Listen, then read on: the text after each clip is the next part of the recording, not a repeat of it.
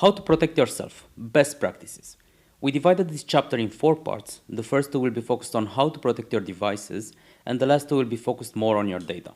First, the basics. Let's see how we can protect those devices. And we're talking here about devices like smartphones, PCs, laptops, tablets, and the way they are connected with the outside world. The first is the antivirus and firewall. Probably most of you already use one, and in general the most vulnerable devices that should mandatory have one are the Windows machines like laptops and desktops. It is highly recommended to use an antivirus, and most of them include a firewall as well, and there are some free solutions out there if you do not have a budget for a paid antivirus. If you want to go for a paid version, most of the vendors like McAfee, Kaspersky, Asset, Bitdefender, and so on are offering licenses that can be used on multiple machines. So like that, you can also secure the other devices in your family, including the mobile ones.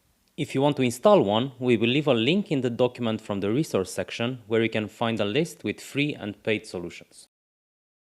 Now that your device is partially safe due to the antivirus solution, let's see what's happening with your data when it goes beyond your device. When you connect, for example, to a public Wi-Fi. What most people don't know is that this is the easiest way to get hacked, but let's see how this scam works. We'll take an example with Bob, as a regular user that once at the airport connects to an unsecure free Wi-Fi network.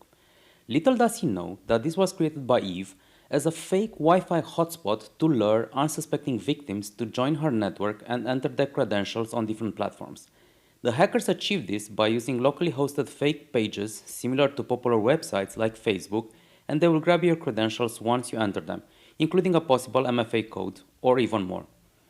This information can then be used to gain access to other accounts if, for example, you're using the same password on different platforms. Now that you know how you might get hacked, let's go back to see how the VPN can protect you. The VPN is basically a software that creates an encrypted tunnel from your device to the VPN server, and everything that you access will go only via that secure channel. Most of the VPN solutions out there offer an Wi-Fi protection, and when you connect to an unsecure network, the VPN will automatically connect, thus protecting you from the unfortunate scenario that we just saw earlier. You will find a link with the best solutions out there in the document from the resource section. But if you are traveling a lot and using mostly public Wi-Fis, you should maybe consider a paid version that offers, of course, better speed and connectivity. Now that we saw how public Wi-Fi can cause harm, let's go back to your cozy home, your safe zone. But is your home Wi-Fi really secure? If you're using a more recent equipment, it probably is, since the hackable algorithms are not used by vendors anymore. But how can you check and make it safer? Well, there are a few easy actions that we can take. We are focusing our examples on the routers that are provided by your ISP. ISP means Internet Service Provider, and it's the company from where you get your internet at home. But if you have a personal router, you should be able to modify all the settings below. Number 1. Change the default login. Most of the ISPs are using a certain pattern for default passwords, and if that is leaked, hackers may have your router's user password. It is better to change the password of all the accounts you have access to. Number 2.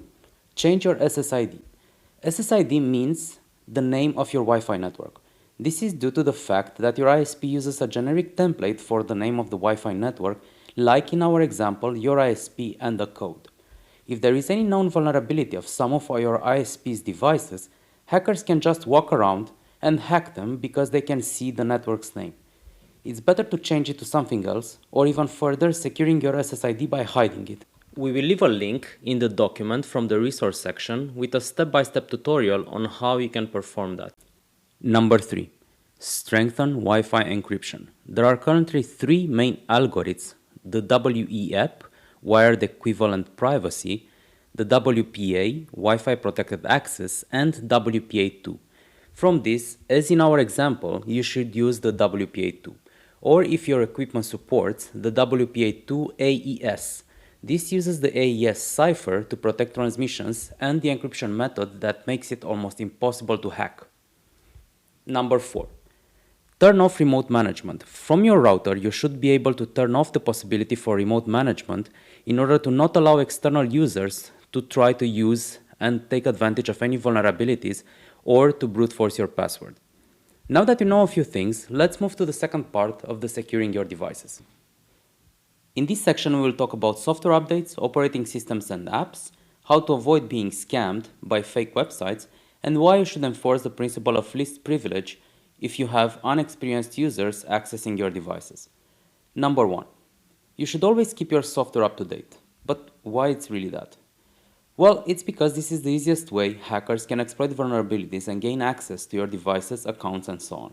When there is a major update that solves a critical vulnerability, the hackers will use it to find devices that are not updated and try to breach them using the information provided by the update. Number two, enforcing principle of least privilege. If, for example, you have different users that are unexperienced to use your, let's say, Windows machines, you may want to create a separate account for them that doesn't have local admin rights, and even further implementing some restrictions like not having access to certain drives, folders, and so on to prevent any damage or accidental deletion of documents and software. Example, if they download an infected file, then without any local admin rights, the virus cannot do much harm. Number three, how can you avoid falling for a phishing attempt? Or how do you actually see if a website is legit? Well, let's see in our example. There are a few steps to identify, for example, if a PayPal link is legit. Number one, always check the domain name. Scammers are becoming more and more creative, and they are using subdomains like paypal.yourpayment.net, which looks legit because it has the PayPal subdomain, and the other words are somehow related. But in reality, it's actually not an official website. 2. The second step is a bit more advanced because it involves diving a bit deeper into your browser's menu.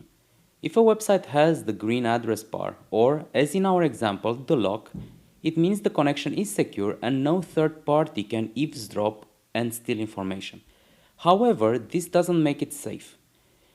That's because you don't know who is in the other end of the connection, because the scammers can register an SSL certificate on the account paypal.yourpayment.net and everything would seem to be okay from the browser's point of view. Fortunately, this information can be further checked, and here is how you can do it. In our example, we are using Google Chrome as a browser. You can click on the lock, click on certificate, and in the new window, check issued to. In our case, we should have there www.paypal.com, which is the official PayPal domain, and which means that the website is legit. If you have any other type of mixes, even if they contain PayPal, it's probably a scam website. You can find a link with further information in the document from the resource section. Now that you know a few things about how to secure your devices and how they connect to the world, let's take a look at your data. The basics. We will touch here 4 areas. The first one, how to encrypt your data. We will focus this on Windows and Mac machines. For Mac, you have the file vault that can be directly activated, and for Windows, you have the BitLocker that is available on most newer Microsoft operating systems. And now let's see how complicated it is to encrypt your drive using BitLocker. Can we make it in 30 seconds? As I mentioned earlier, this option is available on most newer Windows operating systems. But let's actually see how you can do it. You right-click on the drive that you want to encrypt, turn BitLocker on, then select different things like the password that you want to encrypt with, then next, start encrypting, and the encryption will be in progress. Depending on how large the drive is, it will take a longer or a shorter time.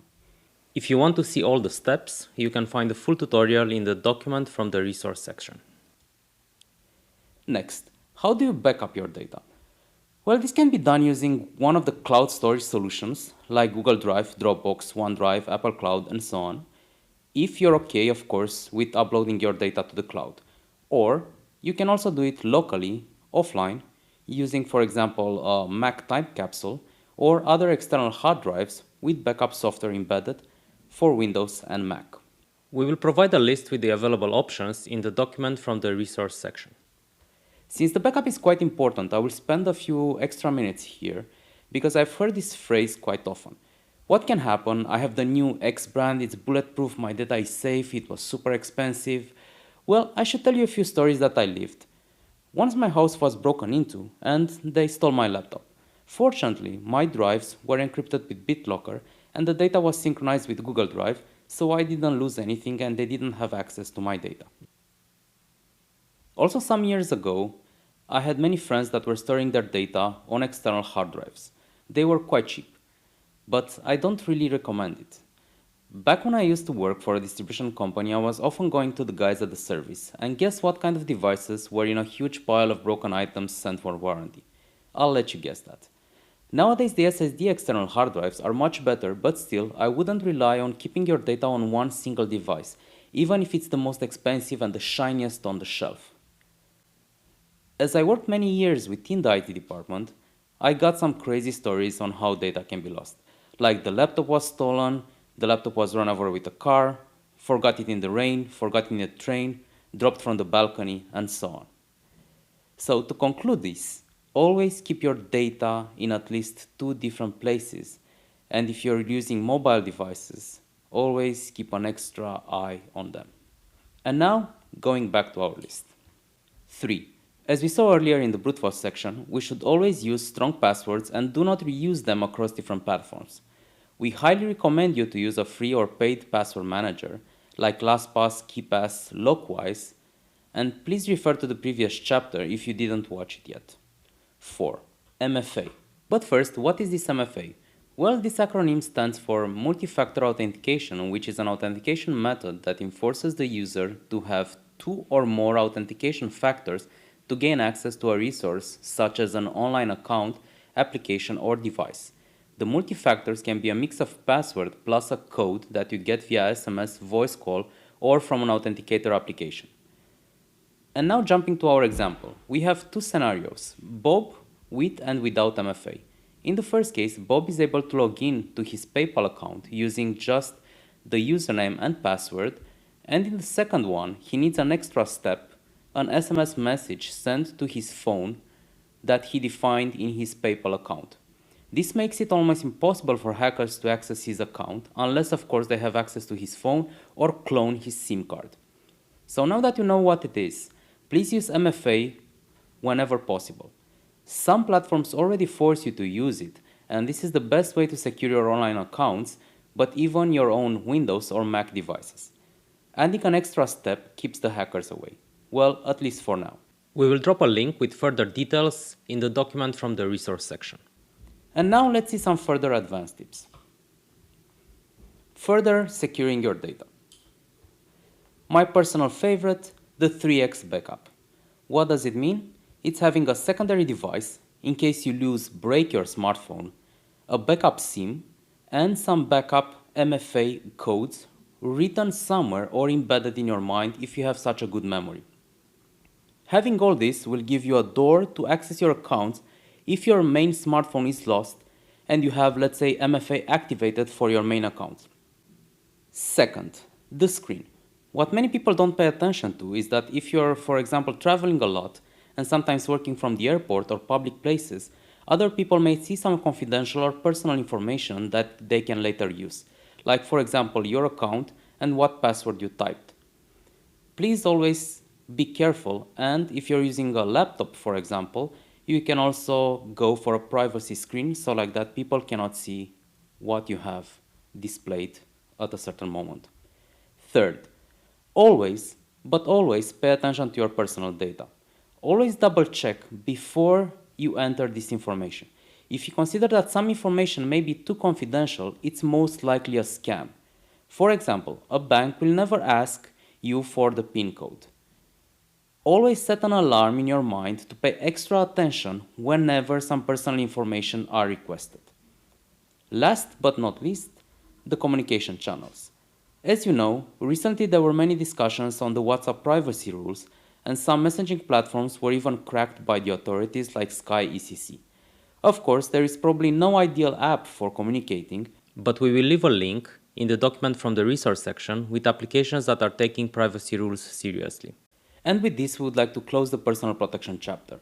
Now you know more about how you can protect your devices, how you can protect when connecting to a public Wi-Fi, how to secure your home network, how to spot phishing websites, how to encrypt and backup your data, best practices for passwords, and what the MFA stands for, and how it can be used to secure your accounts.